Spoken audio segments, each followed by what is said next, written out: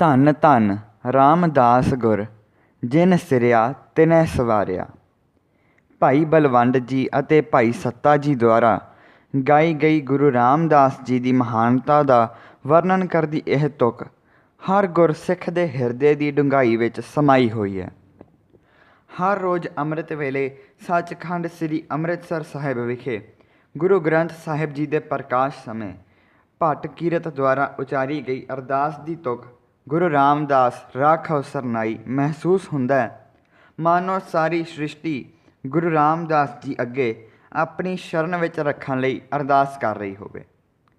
ਦਿਲ ਦੀ ਭਾਵਨਾ ਅਨੁਸਾਰ ਨਾਨਕ ਲਹਿਣਾ ਅਤੇ ਗੁਰੂ ਅਮਰਦਾਸ ਅਤੇ ਪਾਰ ਬ੍ਰਹਮ ਦਾ ਸਰੂਪ ਧੰਨ ਧੰਨ ਗੁਰੂ ਰਾਮਦਾਸ ਜੀ ਹਰ ਇੱਕ ਸੇਵਕ ਨੂੰ ਆਪਣੀ ਬੁੱਕਲ ਵਿੱਚ ਲੈਂਦਿਆਂ ਗੁਰੂ ਗ੍ਰੰਥ ਸਾਹਿਬ ਜੀ ਵਿੱਚੋਂ ਇਲਾਹੀ ਹੁਕਮ ਸਾਰੀ ਕਾਇਨਾਤ ਵਾਸਤੇ ਬਖਸ਼ਿਸ਼ ਕਰਦੇ ਨੇ ਅਤੇ ਸ਼ਰਨ ਪਿਆਂ ਦੀ ਲਾਜ ਰੱਖਦੇ ਨੇ। ਇਸ ਨੂੰ ਸ਼ਰਧਾ ਅਤੇ ਭਾਵਨਾ ਵਾਲੇ ਮਹਿਸੂਸ ਕਰ ਸਕਦੇ ਨੇ। ਅਜਿਹੇ ਸਤਿਗੁਰਾਂ ਦਾ ਪ੍ਰਕਾਸ਼ 24 ਸਤੰਬਰ 1534 ਈਸਵੀ ਨੂੰ ਭਾਈ ਹਰਦਾਸ ਜੀ ਦੇ ਘਰ ਮਾਤਾ ਦਇਆ ਕੌਰ ਦੀ ਕੁੱਖੋਂ ਲਾਹੌਰ ਵਿਖੇ ਹੋਇਆ। ਆਪ ਦਾ ਬਚਪਨ ਦਾ ਨਾਮ ਜੇਠਾ ਸੀ। ਘਰ ਦੀ ਕਮਜ਼ੋਰ ਆਰਥਿਕ ਹਾਲਤ ਕਾਰਨ ਆਪ ਕਿਸੇ ਪਾਠਸ਼ਾਲਾ ਨਹੀਂ ਜਾ ਸਕੇ, ਲੇਕਿਨ ਮਾਤਾ ਪਿਤਾ ਦੇ ਧਾਰਮਿਕ ਜੀਵਨ ਅਤੇ ਨੇਕ ਸੁਭਾਅ ਦਾ ਆਪ ਜੀ 'ਤੇ ਡੂੰਘਾ ਪ੍ਰਭਾਵ ਪਿਆ। ਬਚਪਨ ਵਿੱਚ ਹੀ ਮਾਂ-ਬਾਪ ਦੇ ਅਕਾਲ ਚਲਾਣੇ ਕਰ ਜਾਣ ਉਪਰੰਤ ਆਪ ਦੇ ਨਾਨੀ ਪਾਲਣ ਪੋਸ਼ਣ ਲਈ ਆਪ ਜੀ ਨੂੰ ਆਪਣੇ ਨਾਲ ਪਿੰਡ ਬਾਸਰ ਕੇ ਲੈ ਗਏ। ਇੱਥੇ ਆਪ ਜੀ ਨੇ ਘੁੰਗਣੀਆਂ ਵੇਚਣ ਦੀ ਕਿਰਤ ਸ਼ੁਰੂ ਕੀਤੀ। ਕਿਰਤ ਕਰਦਿਆਂ ਜਦੋਂ ਆਪ ਗੁਰੂ ਅਮਰਦਾਸ ਜੀ ਦੀ ਸੰਗਤ ਵਿੱਚ ਆਏ ਤਾਂ ਆਪ ਜੀ ਦੇ ਜੀਵਨ ਵਿੱਚ ਗੁਰਸਿੱਖੀ, ਗੁਰਬਾਣੀ, ਭਗਤੀ ਅਤੇ ਸੇਵਾ ਦਾ ਅਜਿਹਾ ਰੰਗ ਚੜ੍ਹਿਆ ਕਿ ਆਪ ਨੇ ਸਮੁੱਚਾ ਜੀਵਨ ਇਹਨਾਂ ਨੂੰ ਸਮਰਪਿਤ ਕਰ ਦਿੱਤਾ। ਨਿਮਰਤਾ, ਲਗਨ ਅਤੇ ਅਪਾਰ ਸ਼ਰਧਾ ਦੇ ਨਾਲ ਆਪ ਨੇ ਸਤਿਗੁਰਾਂ ਦੇ ਉਪਦੇਸ਼ਾਂ ਨੂੰ ਸਮਝਿਆ ਅਤੇ ਉਹਨਾਂ ਮੁਤਾਬਕ ਹੀ ਆਪਣੇ ਜੀਵਨ ਨੂੰ ਢਾਲ ਲਿਆ। ਆਪ ਜੀ ਦੇ ਗੁਣਾਂ ਤੋਂ ਪ੍ਰਭਾਵਿਤ ਹੋ ਕੇ ਸਾਹਿਬ ਸ੍ਰੀ ਗੁਰੂ ਅਮਰਦਾਸ ਜੀ ਨੇ ਆਪਣੀ ਸੁਪੁੱਤਰੀ ਬੀਬੀ ਭਾਨੀ ਦਾ ਰਿਸ਼ਤਾ ਭਾਈ ਜੇਠਾ ਜੀ ਨਾਲ ਕਰ ਦਿੱਤਾ। ਆਪ ਜੀ ਦਾ ਬੀਬੀ ਭਾਨੀ ਨਾਲ ਵਿਆਹ ਹੋਣ ਤੋਂ ਬਾਅਦ ਆਪ ਜੀ ਦੁਨਿਆਵੀ ਤੌਰ 'ਤੇ ਗੁਰੂ ਅਮਰਦਾਸ ਜੀ ਦੇ ਜਵਾਈ ਬਣ ਗਏ, ਪਰ ਫਿਰ ਵੀ ਆਪ ਜੀ ਨਿਮਰਤਾ ਸਹਿਤ ਗੁਰੂ ਚੇਲੇ ਵਾਲਾ ਰਿਸ਼ਤਾ ਹੀ ਨਿਭਾਉਂਦੇ ਰਹੇ ਅਤੇ ਉਸੇ ਤਰ੍ਹਾਂ ਗੁਰੂ ਘਰ ਵਿੱਚ ਟੋਕਰੇ ਢੋਣ ਦੀ ਸੇਵਾ ਕਰਦੇ ਰਹੇ। ਆਪ ਦੀ ਸੁਪਤਨੀ ਬੀਬੀ ਭਾਨੀ ਜੀ ਨੇ ਵੀ ਆਪਣੀ ਸੇਵਾ ਅਤੇ ਪਤੀ ਭਗਤੀ ਨਾਲ ਆਪ ਜੀ ਨੂੰ ਬਹੁਤ ਪ੍ਰਭਾਵਿਤ ਕੀਤਾ। ਪਰਮਾਤਮਾ ਨੇ ਆਪ ਜੀ ਦੇ ਘਰ 3 ਸਪੁੱਤਰਾਂ ਦੀ ਦਾਤ ਬਖਸ਼ੀ। ਗੁਰੂ ਅਮਰਦਾਸ ਜੀ ਨੇ ਆਪਣਾ ਅੰਤਿਮ ਸਮਾਂ ਨੇੜੇ ਜਾਣ ਕੇ ਗੁਰਗੱਦੀ ਦਾ ਵਾਰਸ ਲੱਭਣਾ ਚਾਹਿਆ। ਗੁਰੂ ਸਾਹਿਬ ਦੀ ਨਿਗਾਹ ਵਿੱਚ ਭਾਈ ਜੇਠਾ ਜੀ ਅਤੇ ਭਾਈ ਰਾਮਾ ਜੀ ਸਨ। ਦੋਨੋਂ ਬੜੀ ਲਗਨ ਅਤੇ ਸ਼ਰਧਾ ਪ੍ਰੇਮ ਵਾਲੇ ਸਨ। ਗੁਰੂ ਜੀ ਨੇ ਇਹਨਾਂ ਦੋਹਾਂ ਦੀ ਪ੍ਰੀਖਿਆ ਲੈਣ ਲਈ 2 ਅਲੱਗ-ਅਲੱਗ ਥੜੇ ਬਣਵਾਏ। ਥੜੇ ਤਿਆਰ ਹੋ ਜਾਣ 'ਤੇ ਗੁਰੂ ਜੀ ਨੇ ਇਹਨਾਂ ਨੂੰ ਤੋੜ ਕੇ ਦੁਬਾਰਾ ਬਣਾਉਣ ਲਈ ਕਿਹਾ। ਅਜਿਹਾ 3-4 ਵਾਰ ਹੋਇਆ। ਭਾਈ ਰਾਮਾ ਜੀ ਅੱਕ ਗਏ ਅਤੇ ਸੰਦ ਸੁੱਟ ਕੇ ਚਲੇ ਗਏ, ਲੇਕਿਨ ਭਾਈ ਜੇਠਾ ਜੀ ਨੇ ਨਿਮਰਤਾ ਸਹਿਤ ਗੁਰੂ ਜੀ ਅੱਗੇ ਇਹ ਕਹਿ ਕੇ ਬੇਨਤੀ ਕੀਤੀ ਕਿ ਮੇਰੀ ਮੱਤ ਥੋੜ੍ਹੀ ਹੈ, ਕਿਰਪਾ ਕਰਕੇ ਆਪ ਜੀ ਹੀ ਮੈਨੂੰ ਮੱਤ ਬਖਸ਼ ਕੇ ਥੜਾ ਬਣਵਾ ਲਵੋ। ਗੁਰੂ ਅਮਰਦਾਸ ਜੀ ਉਹਨਾਂ ਦੀ ਨਿਮਰਤਾ ਸੇਵਾ 'ਤੇ ਬਹੁਤ ਪ੍ਰਸੰਨ ਹੋਏ।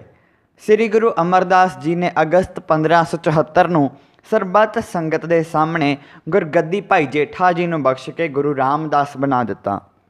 ਜਦੋਂ ਗੁਰੂ ਅਮਰਦਾਸ ਜੀ ਨੇ ਗੁਰੂ ਰਾਮਦਾਸ ਜੀ ਨੂੰ ਤਖਤ 'ਤੇ ਬਿਠਾ ਕੇ ਬਾਣੀ ਦੀ ਪੋਥੀ ਸੌਂਪ ਕੇ ਮੱਥਾ ਟੇਕਿਆ ਅਤੇ ਸੰਗਤ ਨੂੰ ਉਪਦੇਸ਼ ਦੇਣ ਲਈ ਕਿਹਾ ਤਾਂ ਗੁਰੂ ਰਾਮਦਾਸ ਜੀ ਦੀਆਂ ਆਪਣੇ ਬਚਪਨ ਨੂੰ ਯਾਦ ਕਰਕੇ ਅੱਖਾਂ ਭਰ ਆਈਆਂ ਅਤੇ ਇਹ ਬਚਨ ਆਪ ਮੁਹਾਰੇ ਆਪ ਜੀ ਦੇ ਮੁਖ ਤੋਂ ਨਿਕਲ ਤੁਰੇ, ਜੋ ਹਮਰੀ ਬਿਦ ਹੋਤੀ ਮੇਰੇ ਸਤਿਗੁਰਾ ਸਾਬਿਦ ਤੁਮ ਹਰ ਜਾਣੋ ਆਪੇ, ਹਮ ਰੁਲਤੇ ਫਿਰਤੇ ਕੋਈ ਬਾਤ ਨਾ ਪੂਛਤਾ, ਗੁਰ ਸਤਿਗੁਰ ਸੰਗ ਕੀਰੇ ਹਮ ਥਾਪੇ। ਗੁਰੂ ਅਮਰਦਾਸ ਜੀ ਦੇ ਹੁਕਮ ਅਨੁਸਾਰ ਗੁਰੂ ਰਾਮਦਾਸ ਜੀ ਨੇ ਸਿੱਖ ਧਰਮ ਦੇ ਕੇਂਦਰੀ ਸਥਾਨ ਵਜੋਂ ਗੁਰੂ ਕੇ ਚੱਕ ਦੀ ਉਸਾਰੀ ਕਰਨੀ ਸ਼ੁਰੂ ਕੀਤੀ। ਅੱਜ ਕੱਲ੍ਹ ਇਸ ਦਾ ਨਾਮ ਸ੍ਰੀ ਅੰਮ੍ਰਿਤਸਰ ਸਾਹਿਬ ਹੈ। ਗੁਰੂ ਜੀ ਨੇ ਇੱਕ ਵਿਸ਼ਾਲ ਸਰੋਵਰ ਬਣਾਇਆ ਅਤੇ ਵੱਖ-ਵੱਖ 52 ਕਿੱਤਿਆਂ ਦੇ ਲੋਕਾਂ ਨੂੰ ਅੰਮ੍ਰਿਤਸਰ ਸਾਹਿਬ ਲਿਆ ਕੇ ਵਸਾਇਆ। ਅੰਮ੍ਰਿਤਸਰ ਸਰੋਵਰ ਵਿੱਚ ਹੀ ਸ੍ਰੀ ਹਰਿਮੰਦਰ ਸਾਹਿਬ ਬਣਾਉਣ ਦਾ ਸੰਕਲਪ ਕੀਤਾ, ਜੋ ਬਾਅਦ ਵਿੱਚ ਗੁਰੂ ਅਰਜਨ ਦੇਵ ਜੀ ਨੇ ਪੂਰਾ ਕੀਤਾ। ਇੱਕ ਐਸਾ ਧਾਰਮਿਕ ਸਥਾਨ ਬਣਾਇਆ ਗਿਆ ਜਿਸ ਵਿੱਚ ਸਰੀਰਕ ਇਸ਼ਨਾਨ, ਸਰੀਰ ਦੀ ਮੈਲ ਅਤੇ ਬਾਹਰੀ ਸੁੱਚ ਪਿੱਟ ਦੇ ਭਰਮ ਨੂੰ ਲਾਹੁੰਦਾ ਹੈ ਅਤੇ ਬਾਣੀ ਰਾਹੀਂ ਮਨ ਦਾ ਇਸ਼ਨਾਨ ਮਨ ਦੀ ਮੈਲ ਲਾ ਦਿੰਦਾ ਹੈ। ਗੁਰੂ ਰਾਮਦਾਸ ਜੀ ਨੇ ਵੀ ਪਹਿਲੇ 3 ਸਤਿਗੁਰਾਂ ਵਾਂਗ ਬਾਣੀ ਉਚਾਰੀ। ਸ੍ਰੀ ਗੁਰੂ ਗ੍ਰੰਥ ਸਾਹਿਬ ਵਿੱਚ ਆਪ ਦੀ ਬਾਣੀ 30 ਰਾਗਾਂ ਵਿੱਚ ਹੈ। ਆਪ ਜੀ ਦੀ ਬਾਣੀ ਵਿੱਚ 246 ਪਦੇ, 31 ਅਸ਼ਟਪਦੀਆਂ, 32 ਛੰਤ, 138 ਸਲੋਕ, 8 ਵਾਰਾਂ ਵਿੱਚ 183 ਪੌੜੀਆਂ, 1 ਪੈਰੇ, 1 ਵਣਜਾਰਾ, 2 ਕਰਹਲੇ, 2 ਘੋੜੀਆਂ ਸ਼ਾਮਲ ਨੇ।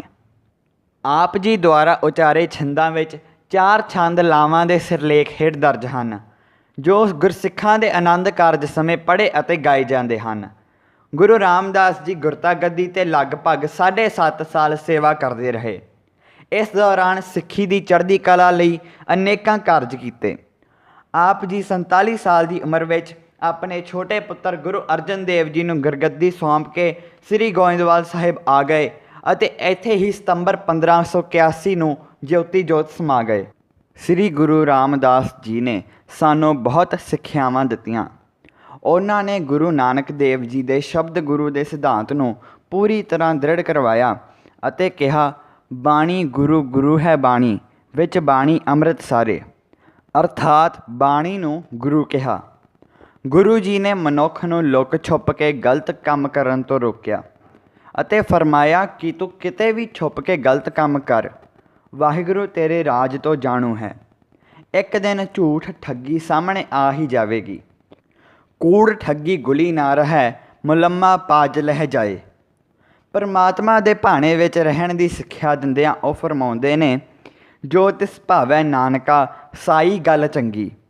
ਭਾਵ ਜੋ ਪਰਮਾਤਮਾ ਨੂੰ ਭਾਉਂਦਾ ਹੈ ਉਹ ਹੀ ਚੰਗਾ ਹੈ। ਮਨੁੱਖ ਨੂੰ ਉਸ ਦੇ ਹੁਕਮ ਵਿੱਚ ਰਾਜੀ ਰਹਿਣਾ ਚਾਹੀਦਾ ਹੈ ਅਤੇ ਗੁਰੂ ਘਰ ਦੀ ਸ਼ੋਭਾ ਪਾਉਣੀ ਚਾਹੀਦੀ ਹੈ। ਸ੍ਰੀ ਗੁਰੂ ਰਾਮਦਾਸ ਜੀ ਈਰਖਾ ਤੋਂ ਬਚਣ ਦਾ ਉਪਦੇਸ਼ ਦਿੰਦੇ ਫਰਮਾਉਂਦੇ ਨੇ, ਜਿਸ ਅੰਦਰ ਤਾਤ ਪਰਾਈ ਹੋਵੇ ਤਿਸ ਦਾ ਕਦੇ ਨਾ ਹੋਵੀ ਭਲਾ। ਅਰਥਾਤ ਈਰਖਾ ਕਰਨ ਵਾਲੇ ਦਾ ਕਦੇ ਭਲਾ ਨਹੀਂ ਹੁੰਦਾ। ਸਤਿਗੁਰੂ ਜੀ ਨੇ ਹਠ ਕਰਮ ਕਰਨ ਤੋਂ ਵਰਜਦਿਆਂ ਫਰਮਾਇਆ ਹੈ, ਮਨ ਹਠ ਕਿਨੇ ਨਾ ਪਾਇਆ, ਕਰ ਉਪਾਵ ਥੱਕੇ ਸਭ ਕੋਏ। ਅਰਥਾਤ ਭੁੱਖੇ ਰਹਿਣਾ, ਨੰਗੇ ਫਿਰਨਾ, ਘਰ ਦਾ ਤਿਆਗ ਕਰਨਾ ਵਰਗੇ ਹਠ ਕਰਮਾਂ ਨਾਲ ਪਰਮਾਤਮਾ ਨਹੀਂ ਮਿਲ ਸਕਦਾ। ਗੁਰੂ ਜੀ ਨੇ ਵੰਡ ਕੇ ਛਕੋ ਦੇ ਸ੍ਰੀ ਗੁਰੂ ਨਾਨਕ ਦੇਵ ਜੀ ਦੇ ਸਿਧਾਂਤ ਨੂੰ ਸਿੱਖਾਂ 'ਤੇ ਲਾਗੂ ਕਰਦਿਆਂ ਆਪਣੀ ਕਮਾਈ ਦਾ 10ਵਾਂ ਹਿੱਸਾ ਗੁਰੂ ਘਰ ਲੋੜਵੰਦਾਂ ਦੀ ਮਦਦ ਲਈ ਦੇਣ ਦੀ ਸਿੱਖਿਆ ਦਿੱਤੀ। ਆਪ ਜੀ ਦੁਆਰਾ ਨਿਯੁਕਤ ਕੀਤੇ ਮਸੰਦ ਗੁਰਸਿੱਖਾਂ ਕੋਲੋਂ ਦਸਵੰਧ ਇਕੱਠਾ ਕਰਕੇ ਗੁਰੂ ਘਰ ਪਹੁੰਚਾਉਂਦੇ ਸਨ। ਧੰਨ ਧੰਨ ਗੁਰੂ ਰਾਮਦਾਸ ਜੀ ਨੇ ਸਾਰੀ ਗੁਰਬਾਣੀ ਸਰਲ ਭਾਸ਼ਾ ਵਿੱਚ ਜ਼ਿੰਦਗੀ ਨਾਲ ਸੰਬੰਧਿਤ ਹਰ ਪਹਿਲੂ 'ਤੇ ਉਚਾਰੀ ਹੈ। ਇਸ ਲਈ ਭਾਵੇਂ ਸ੍ਰੀ ਗੁਰੂ ਗ੍ਰੰਥ ਸਾਹਿਬ ਜੀ ਵਿੱਚ ਦਰਜ ਸਾਰੀ ਗੁਰਬਾਣੀ ਮਿਸ਼ਰੀ ਦਾ ਪਹਾੜ ਹੈ, ਫਿਰ ਵੀ ਸ੍ਰੀ ਗੁਰੂ ਰਾਮਦਾਸ ਜੀ ਦੀ ਬਾਣੀ ਇਤਨਾ ਆਨੰਦ ਬਖਸ਼ਦੀ ਹੈ ਕਿ ਪੜ੍ਹਦਿਆਂ ਮਹਿਸੂਸ ਹੁੰਦਾ ਹੈ ਜਿਵੇਂ ਆਪਾਂ ਗੁਰੂ ਸਾਹਿਬ ਨਾਲ ਬਾਤਾਂ ਕਰ ਰਹੇ ਹਾਂ। ਇਸ ਲਈ ਵਾਹਿਗੁਰੂ ਹਰ ਇਨਸਾਨ ਨੂੰ ਗੁਰਬਾਣੀ ਪੜ੍ਹਨ ਦਾ ਉਦਮ ਜ਼ਰੂਰ ਬਖਸ਼ੇ ਅਤੇ ਗੁਰਸਿੱਖੀ ਜੀਵਨ ਬਖਸ਼ੇ। ਧੰਨਵਾਦ।